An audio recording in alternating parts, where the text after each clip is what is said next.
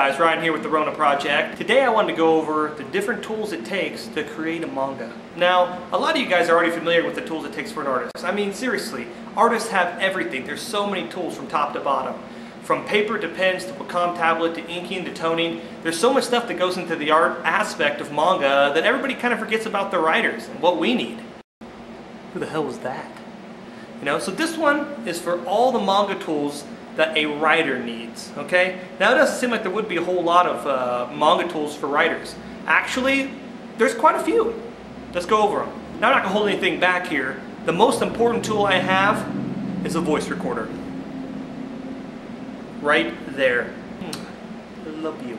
No, seriously, voice recorder is where it's at. I mean, I have so many ideas at so many different times, whether it be at work, I'm on the road driving, it doesn't matter. I always have my voice recorder on me. It's like, this is right next to my wallet on my nightstand. Anytime you have something, click it on, you say what you gotta say, you can go back and review it later. This thing is 2 gigs, and I'm gonna say I probably have a quarter, maybe not quite a quarter of that filled up of just voice recordings, which is quite a bit.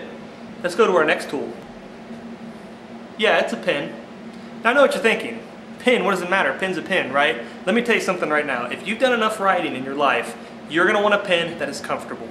Now I don't know what everybody else out there likes, but my perfect pen for writing is this. The reason I like this pen is because it's actually a 0.5, so it's very thin, you can be very accurate, and when you're scribbling, it actually comes out a little bit more like writing.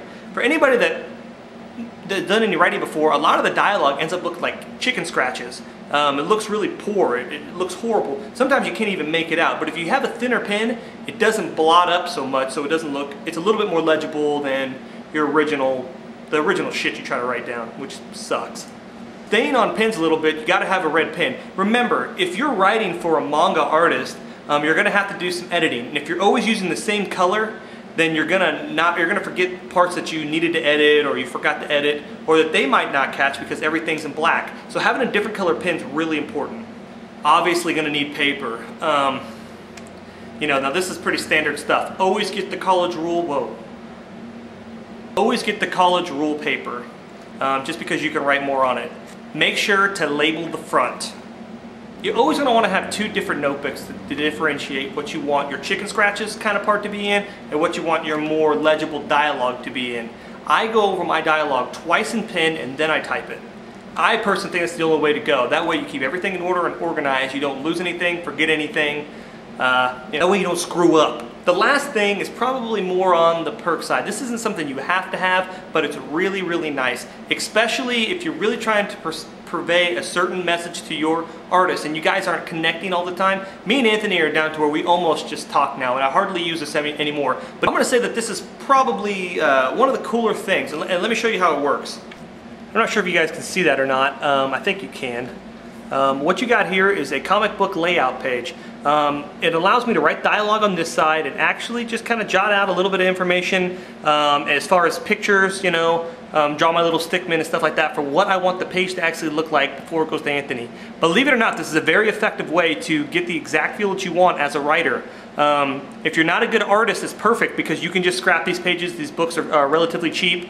And just work on something new. It also allows them to give dialogue, little hints and notes, things like that you want your artist to know about. Sometimes me and Anthony don't always work the exact same schedules, and when that happens, you know, these kind of things really come in handy. We really don't use them that much anymore, like I said, but you know, they're nice to have. Alright guys, that wraps up this video for manga tools on writers. I thought a lot of you guys might find that interesting. For some of you guys that are actually doing your own thing, it's kind of important to, if you're doing it all yourself, if you're doing the art and you're doing the writing, to have the most effective way possible. That way you're saving as much time as you possibly can, because doing it as a one-man team is really tough.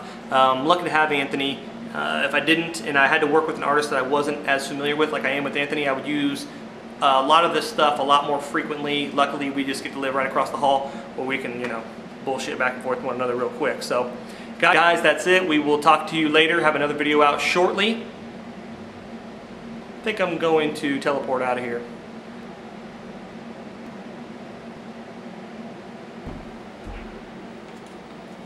Forgot my loofah.